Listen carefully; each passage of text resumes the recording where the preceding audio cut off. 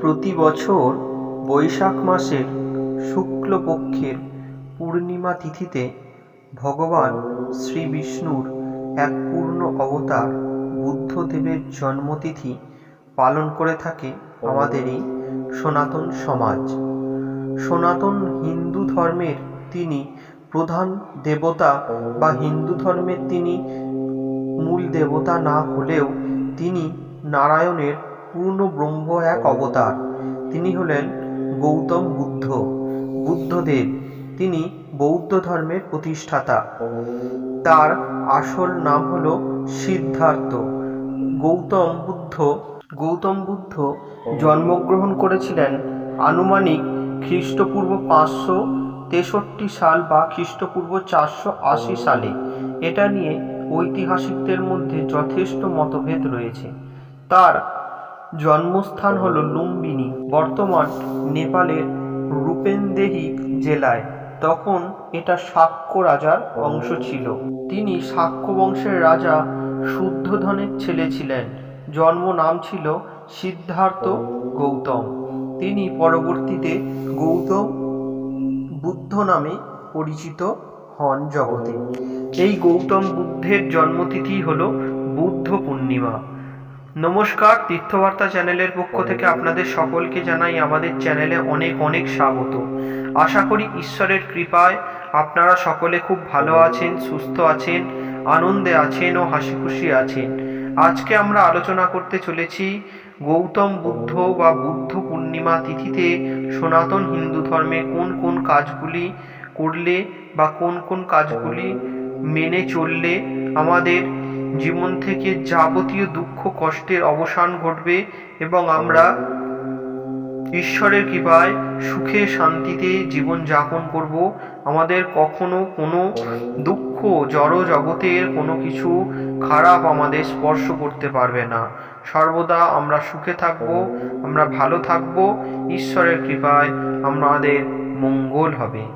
বুদ্ধ পূর্ণিমায় কোন কোন কাজগুলি করা উচিত এই বিষয়েই আজকে আমরা আলোচনা করতে চলেছি এই ভিডিওর মাধ্যমে। আশা করি আজকের আলোচনা আপনাদের সকলের খুব ভালো লাগবে। আজকের আলোচনা যদি ভালো লাগে অবশ্যই আজকের ভিডিওতে একটি লাইক করবেন। যদি মনে কোনো প্রশ্ন থাকে ভিডিও দেখে অবশ্যই কমেন্ট করে আমাদের প্রশ্নটি জানাবেন, আমরা যথাসাধ্য উত্তর দেওয়ার চেষ্টা করব। ভিডিওটি শেয়ার করে দেবেন। আর আমাদের এই তীর্থবার্তা চ্যানেলে যদি আপনি এখনও না একজন হয়ে থাকেন অবশ্যই চ্যানেলটিকে সাবস্ক্রাইব করে অল নোটিফিকেশনে ক্লিক করে আমাদের পাশে থাকবেন, সাথে থাকবেন সনাতন হিন্দু ধর্মের বহু জানা ও অজানা কাহিনী দেখার জন্য ও জানার জন্য। তাহলে চলুন আজকের আলোচনা আমরা শুরু করি। প্রতি বছরের মতো এবছরও বুদ্ধ পূর্ণিমা পড়েছে বৈশাখ মাসের বাংলার 16ই বৈশাখ বৃহস্পতিবার, ইংরাজি 30শে এপ্রিল বৃহস্পতিবার সন্ধ্যা 8টা 27 মিনিট 41 সেকেন্ডে বুদ্ধ পূর্ণিমা পড়ছে। 17ই বৈশাখ শুক্রবার 1 মে রাত্রি 9টা 37 মিনিট 56 সেকেন্ডে এই বুদ্ধ পূর্ণিমা ছেড়ে যাবে। এবার আমরা জেনে নিই বুদ্ধ পূর্ণিমায় কোন কোন কাজগুলি আমাদের সনাতন হিন্দু ধর্মে করা উচিত। বুদ্ধ পূর্ণিমা যেহেতু একটি অতি পবিত্র এবং পূর্ণ তিথি, এই তিথিতে ভগবান বিষ্ণুর অবতার বুদ্ধদেব যেমন জন্ম নিয়েছিলেন, ভগবান বিষ্ণুর তাই একটি অতি প্রিয় পূর্ণিমা তিথি হলো এই বৌদ্ধ পূর্ণিমা। এই বৌদ্ধ পূর্ণিমা তিথিতে আমরা যদি আমাদের সংসারের কল্যাণ কামনায় বাড়িতে শ্রী শ্রী সত্যনারায়ণ পূজার আয়োজন করি তাহলে ভগবান সত্যনারায়ণের কৃপায় আমাদের যাবতীয় সংসার থেকে বাধা বিঘ্ন দুঃখ কষ্ট যাবতীয় দূর হয়ে যাবে। ভগবান বিষ্ণুর আশীর্বাদ আমরা জীবনে লাভ করব। এবং জীবনে চলার পথে ভগবান বিষ্ণুর কৃপা আমাদের সর্বদা সঙ্গে থাকবে। তাই আপনারা আপনাদের সামর্থ্য মতন বুদ্ধ পূর্ণিমা তিথিতে ভগবান বিষ্ণুর সত্যনারায়ণ পূজার আয়োজন করুন, সত্যনারায়ণের প্রীতি লাভ করুন, আপনাদের আশীর্বাদ করবেন ভগবান শ্রী শ্রী সত্যনারায়ণ। বুদ্ধ পূর্ণিমা তিথিতে মা মহামায়ার এক রূপ গন্ধেশ্বরী দুর্গা গন্ধেশ্বরী মায়ের পূজা এই বুদ্ধ পূর্ণিমা তিথিতে। এই বুদ্ধ পূর্ণিমা তিথিতেই গন্ধাসুরকে দেবী গন্ধেশ্বরী বধ করেছিলেন এবং বিভিন্ন গন্ধদ্রব্যের সমাহারের তিনি ঘটিয়েছিলেন, এবং গন্ধবণিক সম্প্রদায় এই গন্ধদ্রব্যের সমাহার নিয়ে বিভিন্ন দেশ বিদেশে বাণিজ্য করেছিলেন। তাই গন্ধবণিক সম্প্রদায় এই বুদ্ধ পূর্ণিমাতে মা গন্ধেশ্বরী দুর্গার পূজার আয়োজন করেন। তিনি হলেন চতুর্ভুজা সিংহবাহিনী মা মহামায়া।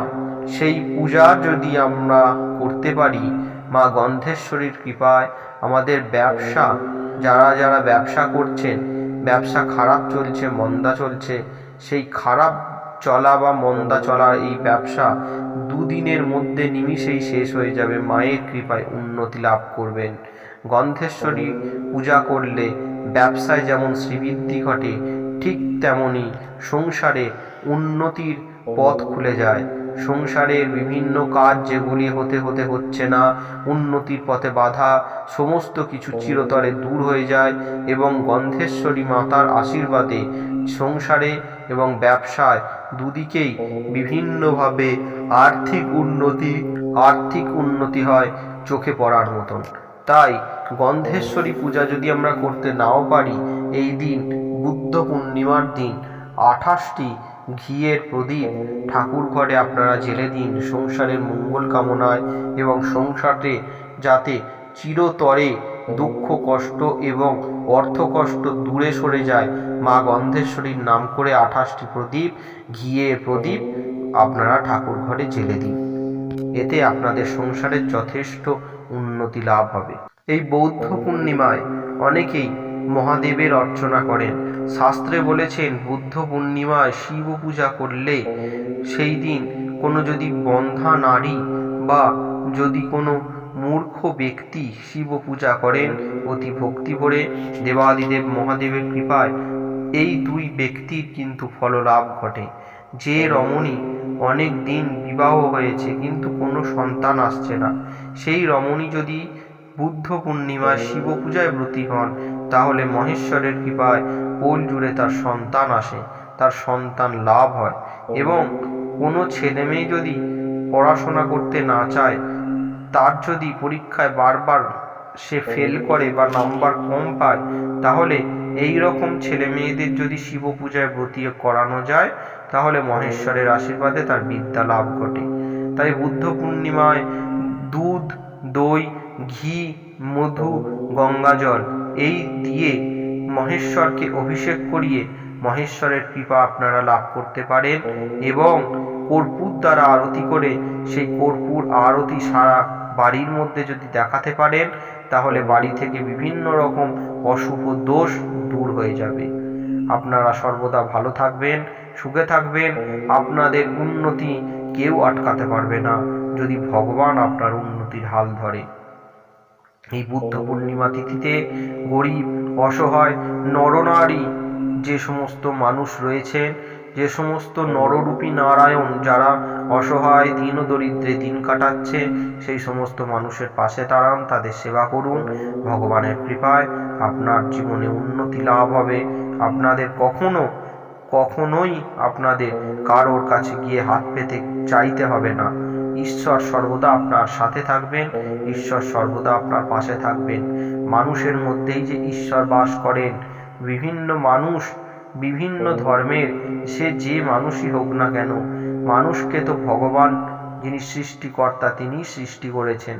মানুষের যখন দিন শেষ হয়ে যায়, শুধু মানুষ নয়, পশু পাখি পক্ষীকুল সকলেই যখনই তাদের দিন শেষ হয়ে যায়, তারা মৃত্যুর কোলে ঢলে পড়ে, তখনই তিনি ভগবানের কাছে পৌঁছে যান। তাই আমরা যেখান থেকে সৃষ্টি হয়ে এসেছি আবার সেখানেই ফিরে যাব। তাই এই গরিব অসহায় মানুষদের পাশে দাঁড়ান, তাদের সাহায্য করুন, ঈশ্বর আপনার মঙ্গল করবেন। নমস্কার। এই ছিল আজকে আমাদের বুদ্ধ পূর্ণিমা তিথিকে কেন্দ্র করে আলোচনা। আমরা জেনে নিলাম বুদ্ধ পূর্ণিমা তিথিতে কোন কোন কাজগুলি করলে আমাদের জীবন থেকে বিভিন্ন বাধা দূর হয়ে যাবে, আমাদের উন্নতি লাভ হবে। আমরা জেনে নিলাম বুদ্ধ পূর্ণিমা তিথির মাহাত্ম্য, কখন পড়ছে, কখন ছাড়ছে ইত্যাদি বিষয়। আশা করি আজকের আলোচনা আপনাদের সকলের খুব ভালো লাগবে। আজকের আলোচনা যদি ভালো লাগে অবশ্যই আজকের ভিডিওতে একটি লাইক করবেন। যদি কোনো প্রশ্ন থাকে অবশ্যই কমেন্ট করে প্রশ্নটি জানাবেন।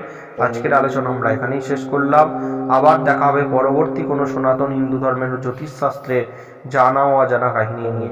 ঈশ্বরের চরণে প্রার্থনা করি আপনারা সকলে খুব ভালো থাকুন, সুস্থ থাকুন, আনন্দে থাকুন ও হাসি খুশি থাকুন। দেখতে থাকুন আমাদের এই ছোট্ট চ্যানেলটি তীর্থবার্তা। নমস্কার, হরে কৃষ্ণ, রাধে রাধে।